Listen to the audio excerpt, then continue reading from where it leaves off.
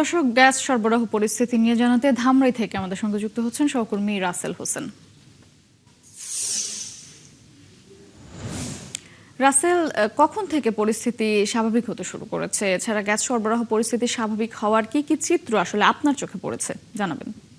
আমি এই মুহূর্তে রয়েছি পৌর শহরের একটি সিএনজি পাম্পে। এই পাম্পে আমি দেখতেছি স্বাভাবিকভাবে যে গ্যাস সরবরাহ সেটি কিন্তু করছে।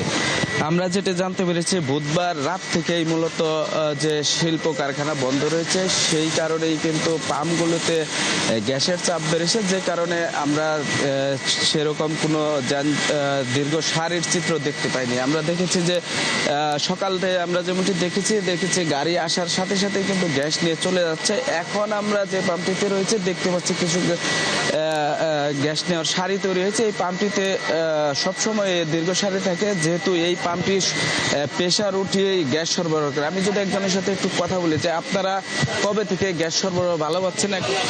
হ্যাঁ, আপনারা সবাই জানেন যে বিগত 15-20 দিন ধরে গ্যাসে যেভাবে সংকট চলতেছে, তো আপনাদের প্রথমেই 71 টিভিকে ধন্যবাদ জানাই যে জনসাধারণ মানুষের যে ভোগান্তি এটা আপনারা তুলে ধরতেছেন। ঠিক আছে, আপনাদের মধ্যে আমরা জানাইতে চাই সরকারকে যে এই গত 3 দিন ধরে আমরা যেভাবে গ্যাস পাইতেছি, ঠিক আছে, এভাবে যদি আমরা গ্যাস পাইতে থাকি তে মোটামুটি আমরা কাজকর্ম করে সংসার মোটামুটি চালাইতে পারব।